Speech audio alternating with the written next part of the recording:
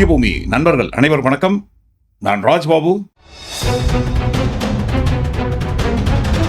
ஆணி இருக்கு இல்லைங்களா, ஆணி நீ புடுங்குறது பூராமே தேவையில்லாதான், போய் புடுங்கு போ. அப்படி ஒட்டுமொத்தமா சொல்ல முடியாதுங்க. பொத்தாம் பொதுவாக புடுங்குற ஆணி இருக்கு இல்லைங்களா, எடுக்கிற ஆணி தான் தமிழ்ல இன்னொரு வார்த்தை சொல்லுவாங்க இல்லைங்களா, பிடுங்குற ஆணின்னு சொல்லி. அந்த பிடுங்குற ஆணியை பொறுத்த வரைக்கும் பாருங்க, மற்றவர்களுக்கு வேண்டுமானால் அது பயனற்றதாக இருக்கலாம். ஆனால் மோடி அவர்கள் கட்சியை பொறுத்த வரைக்கும் பாருங்க, எடுக்கிற ஆணி பிடுங்குற ஆணி அவர்களுக்கு மட்டுமே தேவையானதாக இருக்கும். பல விஷயங்கள்ல பல பட்டியலை நம்ம எடுத்து போடலாம். அதுல மிக முக்கியமானது பாருங்க, இப்ப லேட்டஸ்ட் பிரச்சனை தொகுதி மறுசீரமைப்பு. நாடு முழுக்க அதிலும் மிக முக்கியமாக வட மாநிலங்கள் பக்கம் மோடி அவர்கள் கட்சி அதிகப்படியாக ஆதிக்கம் செலுத்தி கொண்டிருந்தாலும், தென்னிந்தியாவில் அதுவும் முக்கியமாக தமிழ்நாட்டில் அந்த கட்சியை எதற்காக அந்நியமாக பார்க்கிறார்கள் என்று சொன்னால், தமிழ்நாடு முழுக்க தமிழ்நாட்டு மக்கள் அனைவருக்கும் எது தேவையோ அந்த கட்சிக்கு அது தேவை கிடையாது. தமிழ்நாடு முழுவதும் தமிழ்நாடு மக்கள் அனைவருக்கும் எது தேவை இல்லையோ அந்த கட்சிக்கு பாருங்க அது தேவை. இப்ப புரியுதுங்களா? தமிழ்நாட்டு மக்களிடையில் இந்த கட்சி அந்நியமாக பார்க்கப்பட்டு, தமிழ்நாட்டை பொறுத்த வரைக்கும் இந்த கட்சியும் இந்த கட்சிக்குள்ள இருக்கவங்களும் தேவையில்லாத ஆணியாக ஏன் பாக்குறாங்கன்னு. ஏங்க, திமுக கட்சி ஆட்சி ஃபெயில் ஆயிடுச்சுங்க தமிழ்நாட்டுல. முதல்வர் மு.க. ஸ்டாலின் அவர்களின் தோல்வியை மறைப்பதற்காக, ஆட்சி ஃபெயிலியர் தோல்வியை மறைப்பதற்காக சம்பந்தமெல்லாம் பொருளை எல்லாம் கலப்புறாரு. வணக்கம். தமிழ்நாட்டின் வாசல் வர வந்துட்ட பேராபத்தை பற்றி சொல்லவும், ஒன்றிய பாஜக அரசுக்கு எச்சரிக்கை விடுக்கவும் தான் இந்த வீடியோ. தேர்தல் பிரச்சாரத்துக்காக நிற்காம ஓடிக்கிட்டே இருந்தாலும் இந்த கடமையை தவிர்க்க முடியாது. நாளை மறுநாள் ஏப்ரல் 16 நாடாளுமன்ற சிறப்பு கூட்டத்தொடர் கூடுதுன்னு சொல்றதை விட, தமிழ்நாடு மேற்கு வங்க தேர்தலுக்கு நடுவில் வலுக்கட்டாயமா கூட்டப்படுதுன்னு தான் சொல்லணும். டீலிமிட்டேஷன்கிற தொகுதி மறுவரைகிற தொடர்பாக அரசியல் சட்ட திருத்தத்தை இந்த தொடர்ல புல்டோஸ் பண்ண போறாங்க. முதல்ல இருந்து இது பத்தி நம்ம தொடர்ந்து எச்சரிச்சோம். மக்களுக்கு விழிப்புணர்வை ஏற்படுத்தணும்.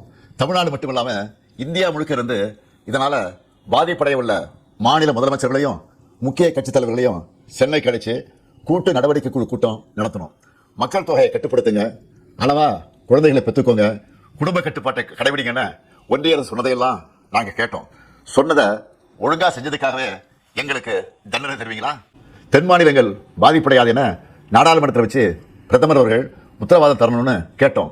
பதில் இல்லை. இவங்க இப்படி மறைச்சு பண்றாங்கன்னா கண்டிப்பா ஏதோ பெரிய ஆபத்து இருக்குன்னு எல்லாருக்குமே அந்த சந்தேகம் வலுவடையுது. தென் மாநில மக்கள் பெரும் அச்சத்தில் இருக்காங்க. நான் ஒன்றிய பாஜக அரசுக்கும் மாண்புமிகு பிரதமர் மோடி அவர்களுக்கும் இந்த நேரத்தில் முக்கியமா ஒன்று சொல்லிக்கிறேன். நடக்க இருக்க நாடாளுமன்ற கூட்டத்தொடர்ல எங்க எம்பிக்கள் கலந்துப்பாங்க. தமிழ்நாட்டை பாதிக்கிற மாதிரியோ, வட மாநிலங்களுக்கு அரசியல் வலிமையை மேலும் வாரி வழங்குற மாதிரியோ ஏதாவது நடந்தா தமிழ்நாட்டில் இருக்க நாங்கெல்லாம் பார்த்துட்டு சும்மா இருக்க மாட்டோம். தமிழ்நாடு ஸ்தம்பிக்கும். தமிழ்நாடு தனது எதிர்ப்பை கடுமையாக காட்டும். ஒவ்வொரு குடும்பமும் தெருவில் வந்து உட்காருவோம். தமிழ்நாடு முதலமைச்சராக இருக்கிற என்னுடைய தலைமையிலேயே மிகப்பெரிய போராட்டம் நடத்துவோம். இது தேர்தல் காலம்தான். இவங்க கவனம் அதில் தான் இருக்கும். நம்ம டெல்லியில் சைலண்டாக தமிழ்நாட்டோட தொகுதி மறுவரையை பண்ணிடலாம்னு மட்டும் நினைக்கவே நினைக்காதீங்க. சொல்றேன்னா, தமிழ்நாட்டு முதலமைச்சர் மட்டும் இல்லை, திராவிட முன்னேற்ற கழகம் என்னும் பேர் இயக்கத்தின் தலைவர், நீங்க இதுவரை பார்க்காத தமிழ்நாட்டை பார்க்க வேண்டியிருக்கும். 50கள் 60களில் பார்த்த பழைய திமுகவை இந்தியா திரும்பவும் பார்க்க வேண்டியிருக்கும். இவன் என்ன மிரட்டுகிறான்னு நினைக்காதீங்க. நான் உங்களை எச்சரிக்கிறேன். நீங்க அதை மிரட்டல் நினைச்சாலும் எங்களுக்கு கவலை இல்லை. மாண்புமிகு பிரதமர் மோடி அவர்களே, மீண்டும் சொல்றேன், இது தமிழ்நாட்டிலிருந்து உங்களை நோக்கி விடுக்கப்படக்கூடிய இறுதி எச்சரிக்கை. Tamil Nadu will fight. Tamil Nadu will win. Tamil Nadu போராடும். தமிழ்நாடு வெல்லும். Delimitation would unfairly increase the representation for some states while reducing our current representation, giving undue advantage to few states such as Uttar Pradesh, Rajasthan, Bihar and Madhya Pradesh. While the 7 states present here are set to gain 65 seats, the above mentioned 4 states will get additional 150 seats. Given the fact that the legislative intent behind the 42nd, 84th and the 87th constitutional amendments was to protect incentivized states which had implemented population control measures effectively, and the goal of national population stabilization has not yet been achieved, the freeze on parliamentary constituencies based on 1971 census population should be extended by another 25 years. Modi அவர்களுக்கு இதை போல தொகுதியை மறுசீரமைக்கணும்ன்ற எண்ணெல்லாம் இருந்திருந்தா, ஏங்க முதல்ல 5 வருஷம் வந்தாரு, அப்புறம் 5 வருஷம் வந்தாரு, இப்ப 3வது முறையாக 11வது வருஷம் வந்த நிலையில் இந்த தொகுதி மறுசீரமைப்பு குறித்து எதுவும் அவர் பேசலீங்களேங்க. அந்த மாதிரி ஒரு எண்ணம் ஒரு மாநிலத்துக்கு கம்மியாக்கி, மக்களவை தொகுதியில ஒரு மாநிலத்துக்கு கம்மியாக்கி இன்னொரு மாநிலத்துக்கு அதிகப்படுத்தணும்னு சொன்னா இந்நேரம் பண்ணியிருப்பாரு.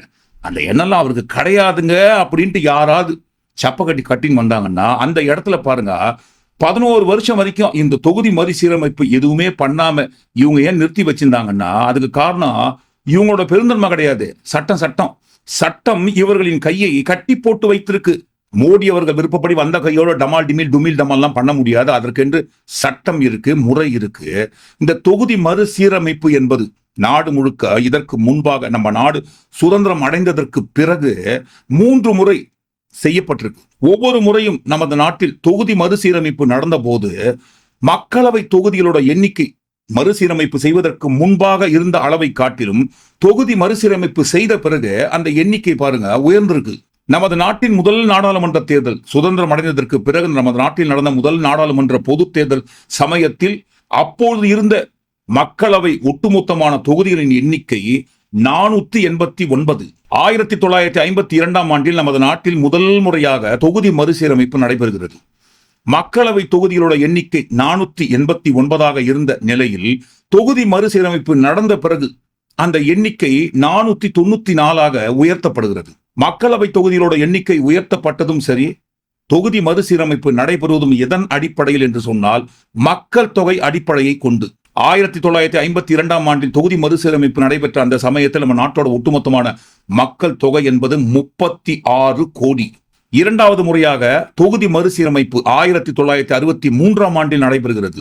494 மக்களவை தொகுதிகளின் எண்ணிக்கை இருந்த நிலையில் இரண்டாவது முறையாக தொகுதி மறுசீரமைப்பு நடந்த பிறகு அந்த எண்ணிக்கை 522ஆக உயர்த்தப்படுகிறது.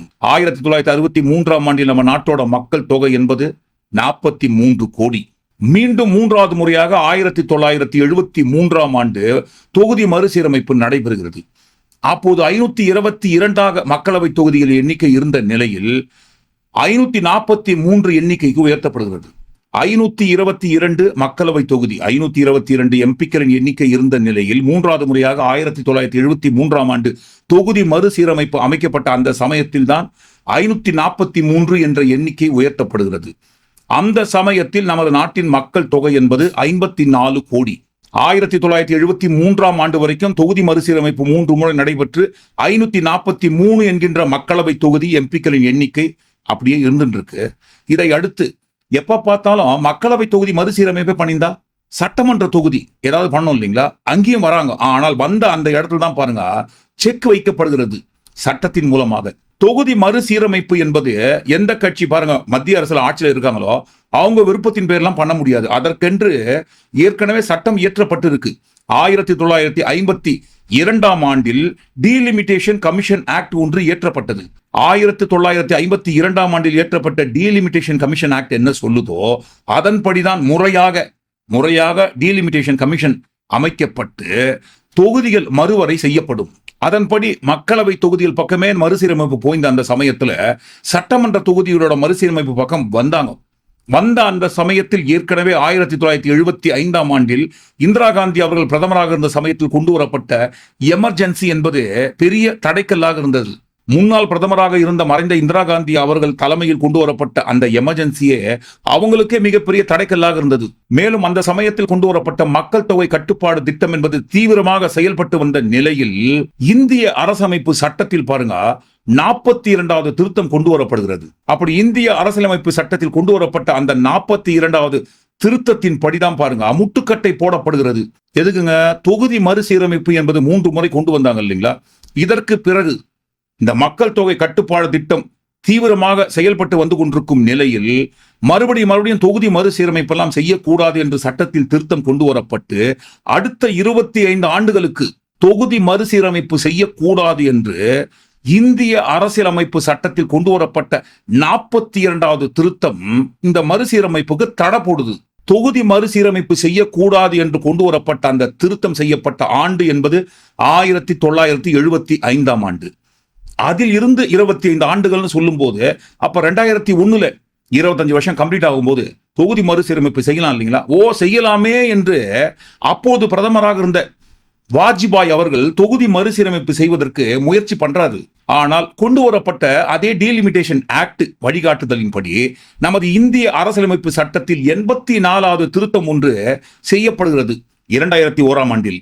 இந்த தொகுதி மறுசீரமைப்பு காலம் 25 ஆண்டுகள் முடிந்த நிலையில் செய்யலான்ட்டு முயற்சி பண்றாங்க. அந்த இடத்துல கொண்டு வரப்பட்ட டீலிமிட்டேஷன் கமிஷன் ஆக்ட் வழிகாட்டுதலின்படி நமது இந்திய அரசியலமைப்பு சட்டத்தில் பாருங்க மறுபடியும் 84வது திருத்தம் கொண்டு வரப்படுகிறது. கொண்டு வரப்பட்ட இந்த 84வது திருத்தம் எதை வலியுறுத்துகிறது என்று சொன்னால், நமது நாட்டோட தொகுதி மறுசீரமைப்பு என்பது மக்கள் தொகை கணக்கெடுப்பின் அடிப்படையில் செய்யப்படுகிறது. அப்படி பார்க்கும்போது தேசிய மக்கள் தொகை கணக்கெடுப்பு என்பது முழுமையாக நிலை பெறாத நிலையில் 2002ஆம் ஆண்டில் சொல்றாங்க, தேசிய மக்கள் தொகை கணக்கெடுப்பு என்பது முழுமையாக நிலை பெறாத நிலையில் எப்படி மீண்டும் தொகுதி மறுசீரமைப்பு செய்ய முடியும்? சோ இந்த முழுமையான மக்கள் தொகை எப்பொழுது நிலை பெறும் என்று சொன்னால் 2026ஆம் ஆண்டில். நோட்டீஸ் பாயிண்ட்டுங்க, இதுதான் மிக முக்கியமான இடம் என்பது. 2002ஆம் ஆண்டில் பிரதமராக இருந்த வாஜ்பாய் அவர்கள் தொகுதி மறுசீரமைப்பு செய்யலாம் என்று நினைத்த நிலையில் 84வது திருத்தம் அதெல்லாம் செய்யக்கூடாதுன்ட்டு மீண்டும் பாருங்க 25 ஆண்டுகள் தள்ளி போடப்படுகிறது. தேசிய மக்கள் தொகை கணக்கெடுப்பு என்பது முழுமையாக 2026ஆம் ஆண்டில் நிலை பெறும் என்று கருதப்பட்டு 2002ஆம் ஆண்டில் கொண்டு வரப்பட்ட அந்த திருத்தம் வழிகாட்டுதலின்படி 25 ஆண்டுகள் 2026ஆம் ஆண்டில் முழுமை பெறுகிறது. அப்போ இந்திய அரசியலமைப்பு சட்டத்தில் கொண்டு வரப்பட்ட 84வது திருத்தம் வழிகாட்டுதலின்படி 2026ஆம் ஆண்டு 25 வருஷம் முடியுது. தள்ளி போடப்பட்ட 25 ஆண்டுகள், தொகுதி மறுசீரமைப்புக்கான 25 ஆண்டுகள் நிறைவு பெற்று 2026 எங்க கைக்கு, அதாவது பாருங்க இப்ப மத்திய அரசு ஆட்சியில யார் இருக்காங்களோ அவங்க கைக்கு வருதுன்னு சொல்லும் போது இந்த நேரத்தை விட முடியுமாங்க? இப்ப தொகுதி மறுசீரமைப்பு செய்து ஒரு மாநிலத்தோட எம்பிக்களின் எண்ணிக்கை கூட்டுவதோ ஒரு மாநிலத்தோட எம்பிக்கள் எண்ணிக்கை குறைப்பதோன்ற ஒரு எண்ணம் இப்ப வந்த எண்ணம் மோடி அவர்களுக்கு எப்போதோ வந்திருந்தால் செய்திருக்க முடியும் இல்லையா? 11 வருஷம் எதுக்காக வெயிட் பண்ணியிருந்தாங்க? சும்மா திமுக தான் ஊருக்குள்ள பொருளை கலப்பினுக்காங்கன்னு சொன்னா அப்படி பண்ண முடியாது. அதற்கென்று ஒரு சட்டம் இருக்கு, இவர்களுக்கு தடைக்கல் இருக்கு. 2026 வரைக்கும் சட்டப்படி சட்டத்தின்படி போடப்பட்ட அந்த தடைக்கல் என்பது 84வது திருத்தம் போடப்பட்ட அந்த தடைக்கல் என்பது எப்போ முழுமை பெறுகிறது என்று சொன்னால் 2026. அப்போ இப்பவே அதுக்கு தயாராகணும் இல்லைங்களா? தயாராயிடுவோம். வழக்கம் போல மக்கள் தொகை கணக்கெடுப்பு அடிப்படையில் தான் பாருங்க தொகுதி மறுசீரமைப்பு செய்யப்பட்டு எந்தெந்த மாநிலத்துக்கு எவ்வளவு மக்கள் தொகை இருக்கு, எந்தெந்த மாநிலத்தில் மக்கள் தொகை எவ்வளவு கம்மியா இருக்கு, அதிகமா இருக்கு, அதன்படி எந்தெந்த மாநிலத்துக்கு எம்பிக்களின் எண்ணிக்கை அதிகமாக தேவைப்படும், அதிகமாக இருக்கிற எந்த மாநிலத்துக்கு எம்பிக்கள் அதிகமாக குறைக்கப்படுகிறது என்ற ஒரு பட்டியலை எடுத்து தீட்ட வேண்டிதான் திட்டத்தை. அப்படிலாம் கிடையாதுங்க. இந்த தொகுதி மறுசீரமைப்புன்ற ஒரு விஷயத்த திமுக தான் பாருங்க தேவையில்லாம கையில எடுத்து அவங்க ஆட்சியோட ஃபெயிலியரை மூடி மறைப்பதற்காக மக்களை திசை திருப்புறாங்க அப்படின்னு சொல்றாங்க இல்லைங்களா? அப்படிலாம் கிடையாதுங்க. இந்த மக்கள் தொகை கணக்கெடுப்பின்படி தொகுதி மறுசீரமைப்பு நடைபெற்றால் அதன் மூலம் எந்த மாநிலங்களுக்கு நன்மை ஏற்படும், எந்தெந்த மாநிலங்களுக்கு பாதிப்பு ஏற்படும் என்று இப்ப பாருங்க தமிழ்நாடு முதல்வர் மு.க. ஸ்டாலின் அவர்கள் மட்டும் சொல்லல. இதற்கு முன்பாக தொகுதி மறுசீரமைப்பு செய்த சமயத்தில் நமது தமிழ்நாட்டில் இருந்த எம்பிக்களின் எண்ணிக்கையே குறைக்கப்பட்டிருக்கு. நான் காலேஜ் வரும்போது 66 39 தொகுதியா குறைய போகுதுங்கிற ஒரு பேச்சு தான் அடிபட்டுச்சு. 39 தொகுதியா குறைஞ்சிரும் 65ல இருந்து அப்படி அந்த பேச்சு அடிபடும் போது திமுக அப்பவே அறிஞர் அண்ணா தலைமையிலான திமுக அப்பவே இது பெரிய தவறு, இப்படி குறைக்க கூடாது என்று சொல்லும் போது அப்படியெல்லாம் குறைக்க மாட்டார்கள், அந்த அச்சம் தேவையற்றது. காங்கிரஸ் கட்சி அப்படித்தான் ஸ்பீட் இருந்தது. கடைசியில 67ல 39 தொகுதி ஆயிப்போச்சு. 41ல இருந்து 39 2 தொகுதி இழப்பு. அது கிட்டத்தட்ட 5%. பல காரணங்கள் சொல்லப்பட்டன. தொகுதி பவுண்டரி மாறிடுச்சு, திருத்தணி உங்களுக்கு கிடைச்சிருச்சு, இப்படி பல காரணங்கள் சொல்லப்பட்டன. ஆனா நெட் லாஸ் 2 தொகுதி. அப்போ இயல்பாக இப்படித்தான் வரும். கிட்டத்தட்ட பல ஆண்டுகளுக்கு முன்பாகவே எழுதப்பட்ட ஒரு கட்டுரை 2000 வருஷத்தோட துவக்கத்துல ஹாலிஸ்டர் மேக்மில்லன் என்கின்ற ஒரு ஆய்வாளர் ஆய்வு பண்ணி ஒரு கட்டுரை எழுதினார். அந்த கட்டுரையில மிக முக்கியமாக அவர் என்ன சொல்லியிருக்காருன்னு சொன்னா, 2001ஆம் ஆண்டில் இருக்கும் மக்கள் தொகை கணக்கெடுப்பின்படி தொகுதிகள் மறுசீரமைக்கப்பட்டால் தமிழ்நாட்டில் தற்போதுள்ள 39 தொகுதிகளுக்கு பதிலாக 32 தொகுதிகளே இருக்கும். 2000 வருஷத்தோட துவக்கத்துல பிரிட்டனை சேர்ந்த ஹாலிஸ்டர் மேக்மில்லன் என்கின்ற ஒரு ஆய்வாளர் நடக்க இருக்கும் ஆபத்தை குறித்து 25 ஆண்டுகளுக்கு முன்பாக எழுதி வச்சிருக்காருங்க. தமிழ்நாட்டை குறிப்பிட்டு மட்டும் கிடையாது. ஒருவேளை தமிழ்நாட்டை குறிப்பிட்டு மட்டும் எழுதிந்தா எங்க திராவிட கழகத்தை சேர்ந்தவங்க யாராவது பேரை மாத்தி எழுதிக்க போறாங்க பாருங்கன்னு சொல்லுவாங்க. அவங்க நாடு முழுக்க நமது நாட்டில் உள்ள அனைத்து மாநிலங்களில் இருக்கும் எம்பிக்களோட அளவு தொகுதி மறுசீரமைப்பு செய்வதற்கு முன்பாக எவ்வளவு இருக்கு, ஒருவேளை தொகுதி மறுசீரமைப்பு மக்கள் தொகை கணக்கெடுப்பின்படி செய்யற பட்சத்துல ஒவ்வொரு ஸ்டேட்டோட எம்பிக்கள் எண்ணிக்கை எவ்வளவு கூடும் எவ்வளவு உயரும்னு தெளிவா எழுதியிருக்காரு. ஆந்திரா பிளஸ் தெலுங்கானா சேர்த்து 42. அப்ப அந்த கட்டுரை எழுதும் போது அந்த மாநிலம் பெரியலங்க, மொத்தமா தான் இருந்தது. அந்த சமயத்துல 42 எம்பிக்களின் எண்ணிக்கை தொகுதி மறுசீரமைப்பு செய்யற பட்சத்துல அது 39 குறைக்கப்படும். கேரளாவில் 20 இருந்து 17 கர்நாடக மாநிலத்தில் 28 இருந்து 27 இப்படி ஒவ்வொரு மாநிலங்களோட எம்பிக்களோட எண்ணிக்கை குறைக்கப்படும் என்று அந்த கட்டுரையில் தெளிவா எழுதியிருக்காரு. தொகுதி மறுசீரமைப்பு செய்யற பட்சத்துல பாருங்க எவ்வளவு பெரிய விபரீதம் ஏற்படும் என்று 25 ஆண்டுகளுக்கு முன்பாகவே தெல்ல தெளிவா எழுதி வச்சிருக்காருங்க. கேளுங்க, பிரிட்டனு அடிமைவாதிகள், அடிமை மொழி ஆங்கிலம். சரி, ஆலிஸ்டர் மேக்மில்லன் என்கின்ற ஒரு ஆய்வாளர் பாருங்க, பிரிட்டனை சேர்ந்தவர் இல்ல, அடிமை மொழி வழியாக எழுதி வைக்கலன்னு வச்சுக்கோமே, ஹிந்தியில எழுதி வச்சிருக்காரு, சமஸ்கிருதத்தில் எழுதி வச்சிருக்காருன்னு சொன்னா ஒத்துப்பாங்களா? நடக்க இருக்கும் விபரீதத்தை குறித்த உண்மையை எந்த மொழியின் வழியாக எழுதி வச்சா என்னங்க வந்தது?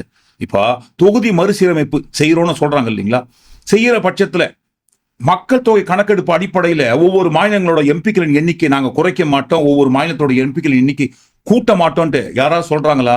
தென்னிந்தியா பக்கம் பாருங்க, இப்ப இருக்கிற எம்பிக்களின் அளவை நாங்க குறைக்க மாட்டோம் அப்படின்னு சும்மா பெயரளவுல சொல்றாங்களே தவிர, ஆனால் வட மாநிலங்கள் பக்கம் மக்கள் தொகை கணக்கெடுப்பின் படி நாங்க எம்பிக்களோட எண்ணிக்கையின் அளவை நாங்க கூட்ட மாட்டோம்னு சொல்லியிருக்காங்களா? சொல்லவே இல்லை. ஆனால் அந்த ஆலிஸ்டர் மேக்மில்லன் என்கின்ற ஆய்வாளர் எழுதிய கட்டுரையில் தெளிவா எழுதி வச்சிருக்காரு. எந்தெந்த மாநிலங்கள்ல, வட மாநிலங்கள் பக்கம் பாருங்க, இப்ப இருக்கிற எம்பிக்களின் எண்ணிக்கை எவ்வளவு இருக்கோ அதை விட டபுள் மடங்கு உயரும் என்று. அதற்கு காரணம் மிக முக்கியமானது, மக்கள் தொகை கணக்கெடுப்பின் அடிப்படையை மையமாக கொண்டு தொகுதி மறுசீரமைப்பு செய்யற பட்சத்துல, உதாரணத்திற்கு இந்த மாநிலங்கள்லாம் 2011 ஆண்டின் மக்கள் தொகை கணக்கெடுப்பின்படி உத்தரப்பிரதேசம், மகாராஷ்டிரா, பீகார், மேற்கு வங்கம், மத்திய பிரதேசம் இந்த 5 மாநிலங்கள்ல இருந்து மட்டுமே பாருங்க நமது இந்திய மக்கள் தொகையில் பாதி பேரை, அதாவது 48.6% மக்கள் தொகை கொண்ட மாநிலங்களாக இருக்கிறது 5 மாநிலங்கள் மட்டும்.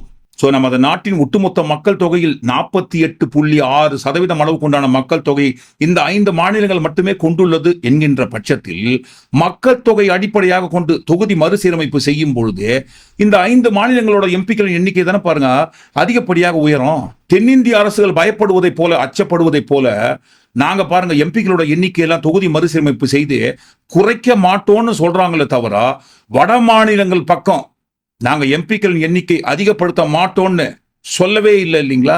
கிட்டத்தட்ட 3வது முறையாக 2014 to 19, 19 to 24, 24 இருந்து இப்ப 2029 வரைக்கும் இருக்க போற அந்த 15 வருஷத்துல 11 வருஷ ஆட்சி காலத்துல தொகுதி மறுசீரமைப்பை குறித்து மோடி அவர்களின் அரசு எதுவுமே பேசாம ஏன் அமைதியா இருந்தாங்கன்னு சொன்னா, அதற்கு காரணம் சொன்னோம் இல்லைங்களா? சட்ட திருத்தம் போடப்பட்ட தடைக்கல் 2026 மட்டும் இருக்கு. 2026 பாருங்க, அந்த தடைக்கல் உடைந்து தொகுதி மறுசீரமைப்பு எங்க கைக்கு வர பட்சத்துல நாங்க ஆட்டோமேட்டிக்கா கொண்டு வந்துருவோம்னு சொல்லி, இப்ப இல்லைங்க, புதிய நாடாளுமன்ற கட்டடம் தந்தாங்க இல்லைங்களா, அப்பவே அவங்க இந்த எம்பிக்களோட இருக்கைகள் எண்ணிக்கை இருக்கு இல்லைங்களா, அந்த எண்ணிக்கை அதிகப்படியாக வைத்திருக்கும் போதே அவங்களே சொல்லிட்டாங்க ஆட்டோமேட்டிக்காவே. மோடி அவர்கள் ஆட்சியில் திறக்கப்பட்ட புதிய நாடாளுமன்ற கட்டடத்துக்குள்ள மக்களவை அரங்கில் உள்ள இருக்கைகளின் எண்ணிக்கை 888, 543 எண்ணிக்கையில் தான் பாருங்க மக்களவை தொகுதிகள் எம்பிக்கள் இருக்காங்க. ஆனால் புதுசா திறந்த அந்த நாடாளுமன்ற கட்டடத்துக்குள்ள இருக்கிற மக்களவை இருக்கைகள் எண்ணிக்கையே பாருங்க 888. மாநிலங்களவையில் போடப்பட்ட இருக்கைகள் எண்ணிக்கை 384. மொத்தமா சேர்த்து 1224 இருக்கைகள் பாருங்க புதிய நாடாளுமன்ற கட்டடத்தில் போடப்பட்டிருக்கு. 543 மக்களவை தொகுதிகளோட எண்ணிக்கையில இருந்து 888 சீட்டு நாங்க போட்டு கட்டும் போதே தெரிஞ்சுக்க வேண்டாமாங்க, நாங்க எம்பிக்களோட எண்ணிக்கை உயர்த்துவதற்கு எந்தெந்த வகையில பண்ணிட்டு இருக்கிறோம், 2026 வரைக்கும் வெயிட் பண்ணிட்டு இருக்கோம் சொல்லி. தமிழ்நாடு முதல்வர் மு க ஸ்டாலின் அவர்கள் பாருங்க, அவரோட ஆட்சி தோல்வியை மறைப்பதற்காக, தமிழ்நாட்டு மக்களை திசை திருப்பதற்காக இல்லாத பொல்லாத பொய்யெல்லாம் சொல்லினுக்கான்னு சொல்றாங்க இல்லைங்களா? 2023 ஆண்டில் மே மாதத்தில் பாருங்க, இது குறித்து மோடி அவர்கள் நாடாளுமன்றத்திலே சொல்லியிருக்காரு. இந்த எண்ணிக்கை என்பது உயர்த்தப்படுவது காலத்தின் கட்டாயம். மக்களவை அரங்கில் கூட்டப்பட்டிருக்கும் எம்பிக்களின் இருக்கைகளின் எண்ணிக்கை என்பது காலத்தின் தேவைன்னு சொல்லி மோடி அவர்கள் அப்பவே சொல்லியிருக்காருங்க. ஆனா பாருங்க, வழக்கம் போல ஆர்டிகல் 370 கொண்டு வரும்போது அதன் மூலம் யாருக்கு எந்த பாதிப்பு இல்லைன்னு சொல்லி பூசி மழிப்பி நைட்டோட நைட்டா எல்லாத்தையும், டெலிபோன் லைன்ல இருந்து மொபைல் லைன்ல இருந்து இன்டர்நெட் வரைக்கும் எல்லாத்தையும் கட் பண்ணிட்டு அதிரடியாக நைட்டோட நைட்டா இம்ப்ளிமெண்ட் பண்ணாங்க இல்லைங்களா? அதே மாதிரி தான் பாருங்க, ஒவ்வொரு விஷயத்தையும் கொண்டு வரும்போது இதனால யாருக்கு எந்த பாதிப்பு கிடையாதுங்க, அந்த கட்சி போய் சொல்லுது, இந்த கட்சி போய் சொல்லுதுன்னு ஒட்டுமொத்தமாக இவங்க தான் ஆட்சிக்கு வந்த நாள் முதல் இந்த நாள் வரைக்கும் பொய்யை மட்டுமே மூலதனமாக வைத்துக் கொண்டு ஊற்றிருக்காங்க. அந்த வரிசையில இந்த தொகுதி மறுசீரமைப்பு என்பதும் பொய்யில தான் போய் முடிய போதுன்ட்டு 2023 மோடி அவர்கள் சொல்லிருக்காருங்க. அதற்கெல்லாம் முன்னோடியாக பிரிட்டனை சேர்ந்த அந்த ஆய்வாளர் ஆலிஸ்டர் மேக்மில்லன் என்பவர் 25 ஆண்டுகளுக்கு முன்பாகவே வர இருக்கும் விபரீதத்தை தெல்ல தெளிவா எழுதி வச்சிருக்காருங்க. இது எல்லாத்துக்கும் மேல மிக முக்கியமான காரணம், தொகுதி மறுசீரமைப்பு செய்யப்பட்டு இந்த எம்பிக்களோட எண்ணிக்கை உயர்த்தப்படுவதற்கு மிக முக்கியமான காரணம் என்பது, ஒருவேளை பாருங்க, மோடி அவர்கள் மட்டுமே எப்பவுமே பிரதமராக இருக்க முடியாது இல்லைங்களா? அவருக்கும் ஏற்கனவே வயசாயிடுச்சு. அந்த வயசெல்லாம் தாண்டி தான் பாருங்க அவங்க கட்சியோட கட்டுப்பாடெல்லாம் மீறி தான் இருக்காது. இருந்துட்டு போனோம், தப்பு கிடையாது. இவர்களின் டார்கெட்டு மோடி அவர்கள் மட்டும் பாருங்க பிரதமராக இருக்கணும்னு இல்லை, ஒட்டுமொத்தமாகவே நம்ம கட்சி எப்பவுமே நாட்டை ஆட்சி செய்து கொண்டிருக்க வேண்டும். அதன் அடிப்படையில் வைத்து பார்க்கும்போது ஒருவேளை நாளாக இப்போ வந்து 400 பார்னு சொல்லி கட்சியில பாருங்க மெஜாரிட்டி இழந்து என்டிஏவோட சேர்த்து தான் பாருங்க இப்போதைக்கு இருக்காங்க. மோடி அவர்கள் கட்சி தனியா மைனாரிட்டி ஆயிட்டாங்க. மறுபடியும் பாருங்க இப்போ இருக்கிற எம்பிக்கள் அளவை காட்டிலும் 2029 ரொம்ப கம்மியாயிடுச்சுன்னா என்ன பண்ணலாம்? எம்பிக்களோட எண்ணிக்கை பாருங்க வட மாநிலங்கள் பக்கம் உயர்த்துற பட்சத்துல ஒரு குறிப்பிட்ட டார்கெட் வந்தா நம்ம ஆட்சி அமைக்கலான்ற ஒரு நிலைமை வந்துடும் இல்லைங்களா? அதுக்காகத்தான். ஏன்னா எப்படியும் பாருங்க தென்னிந்தியா சைடு இவங்க எம்பிக்களோட எண்ணிக்கையை சதி பண்ணி கூட்டினாலும் சரி குறைச்சாலும் சரி, எதன் அடிப்படையில் பார்த்தாலும் தென்னிந்தியா பக்கம் இவங்களை வர வைக்க மாட்டாங்க, ஓட்டு போட மாட்டாங்க. அப்படி இருக்கிற பட்சத்துல வட மாநிலங்கள் பக்கம் பாருங்க மாநிலங்கள்ல உயர்த்த வேண்டிதான் எம்பிகளோட எண்ணிக்கை. உயர்த்துற பட்சத்துல நம்மளே என்னைக்கு ஆட்சியில் இருக்கலாம் இல்லைங்களா? இது குறித்து ஏற்கனவே பாருங்க தெளிவா ஒருத்தர் எழுதி வச்சிருக்காரு கட்டுரை. அவர் யாருப்பா? அமெரிக்காவை சேர்ந்தவரா இல்ல சீனாவை சேர்ந்தவரா? நம்ம நாட்டை சேர்ந்தவர் தான். மேற்கு வங்கத்தோட முன்னாள் ஆளுநர் கோபால கிருஷ்ண காந்தி என்பவர். அவரு ஒரு கட்டுரை எழுதுறாரு. அந்த கட்டுரையில் ஏற்கனவே பாருங்க ஆசிரியர் RS நீலகண்டன் என்பவர் north versus south India's great divide என்கின்ற நூலை பாருங்க மையப்படுத்தி ஒரு கட்டுரை எழுதுறாரு. தொகுதிகளின் எண்ணிக்கை அதிகரிக்காமல் அப்படியே வைக்கப்பட்டிருந்தால் நீங்க செஞ்ச தவறுக்கு, அதாவது மக்கள் தொகையில சொல்றாரு, நீங்க செய்த தவறுக்கு நீங்கள் தான் அந்த பலனை அனுபவிக்க வேண்டும் என்று வட மாநிலங்களை பொறுத்த வரைக்கும் அவங்கள பழிவாங்கும் நிலையாக கருதப்படும். அதே மக்கள் தொகை அடிப்படையில் தென்னிந்தியா பக்கம் வந்து இந்த தொகுதி மறுசீரமைப்பு செய்து அதன் மூலம் எம்பிக்களோட எண்ணிக்கை நீங்கள் குறைத்தால் தென் மாநிலங்களோட பிரதிநிதித்துவம் குறைந்து போகும். ஆகவே இந்த பிரச்சனைக்கு ஒரு தீர்வே கிடையாது. நீலகண்டன் என்கின்ற ஆசிரியர் எழுதிய நூலை மையப்படுத்தி மேற்கு வங்கத்தோட முன்னாள் ஆளுநர் இதை போல ஒரு கட்டுரை எழுதியிருந்தாரு. என்னன்ட்டுங்க, அதுக்கு கண்டிப்பா அந்த தீர்வுக்கு மத்திய அரசு உடன்பட மாட்டாங்க. ஏனென்றால் இந்த நிலைமை மாற வேண்டும் என்று சொன்னால் மத்திய அரசுக்கு இப்ப இருக்கிற பவரை குறைச்சிடணும். அந்தந்த மாநிலத்துக்கே பாருங்க அதிகப்படியான பவரை எடுத்து அந்தந்த மாநிலத்து அரசாங்கம் கையில கொடுத்துடணும். அது மாநில மட்டத்தில் இருந்து பஞ்சாயத்து மட்டம் வரைக்கும் அந்தந்த மாநில அரசு கிட்டவே பாருங்க அந்தந்த மாநிலத்தோட பவர் அதிகபட்சமாக உயர்த்துகிற பட்சத்துல இப்ப இருக்கிற இந்த நார்த் வர்சஸ் சவுத் பிரச்சனை கண்டிப்பாக தீர்வதற்கு வாய்ப்பு இருக்கு. இது எல்லாத்துக்கும் மேல கிருஷ்ணகாந்தி எழுதிய கட்டுரையில் முடிவுரை எதை மையப்படுத்துகிறது என்று சொன்னால் மக்கள் தொகை கணக்கெடுப்பு. எல்லா மாநிலங்களிலும் மக்கள் தொகை நிலை பெறும் வரை தொகுதி எண்ணிக்கையை அதிகரிப்பதை நிறுத்தி வைக்க வேண்டும். மக்கள் தொகை அடிப்படையாக மட்டுமல்லாமல் வேறு சில விஷயங்களை உள்ளடக்கி தொகுதி மறுசீரமைப்பு செய்யற பட்சத்துல பாருங்க எல்லாருக்கும் எல்லா விதத்தில் நன்மை போய் சேரும், பாரபட்சம் இல்லாமல். இல்லைன்னா பாருங்க இதற்கு ஒரு தீர்வே இல்லை என்று அவரும் சொல்றாருங்க. இப்படி எல்லா தரப்பிலிருந்து ஒவ்வொரு காலகட்டத்திலும் இந்த தொகுதி மறுசீரமைப்பு மக்கள் தொகை அடிப்படையாக வைத்து எடுக்கிற பட்சத்துல எவ்வளவு விபரீதம் ஏற்படும்னு சொல்லி நிற்கும் போது, ஆனா பாருங்க ஏங்க முதல்வர் அவர்கள் பாருங்க அவர் ஆட்சி தோல்வியை மறைப்பதற்காக இதே போல பொருளை கலப்புறாருன்னு வேமா சூசோ இல்லாம இப்பவும் ஊட்டினுங்கிறாங்க. நீங்க என்ன நினைக்கிறீங்க? நாங்க என்ன நினைக்கிறோம்னு சொன்னா, இப்போ உதாரணத்துக்கு நம்ம தமிழ்நாட்டில் 39 எம்பிக்கள் எண்ணிக்கை இருக்குன்னு சொல்லும் போது இதை விட பல மடங்கு அதிகமான எண்ணிக்கையில் ஊபி போன்ற வட மாநிலங்கள் இருக்குன்னு சொன்னா, இப்போ அந்த எண்ணிக்கையை காட்டிலும் அதிகப்படியாக உயர்த்துற பட்சத்துல மறுபடியும் பாருங்க அதிகப்படியான முக்கியத்துவம் எம்பிக்கள் எண்ணிக்கை உயர்கின்ற அந்த மாநிலத்துக்கு தான் போய் சேரும். இதையும் குறித்து நீங்க என்ன நினைக்கிறீங்க? ஒட்டுமொத்தமா எல்லாத்தையும் கூட்டி கழிச்சு இந்த காணொலியில் வந்த எல்லா விஷயத்தை குறித்து நீங்க என்ன நினைக்கிறீங்க அப்படி உங்க கருத்துக்கள் நீங்க பதிவு பண்ணும்போது, இந்த தொகுதி மறுசீரமைப்பு என்பது இவங்க பாருங்க மக்கள் தொகை அடிப்படையாக கொண்டு சீரமைப்பது நியாயமா, நேர்மை இல்லையான்றதை சேர்த்து உங்க கருத்துக்களை பதிவு பண்ணுங்க. மீண்டும் இன்னொரு காணொலியில் நாம் சந்திப்போம். நன்றி, வணக்கம்.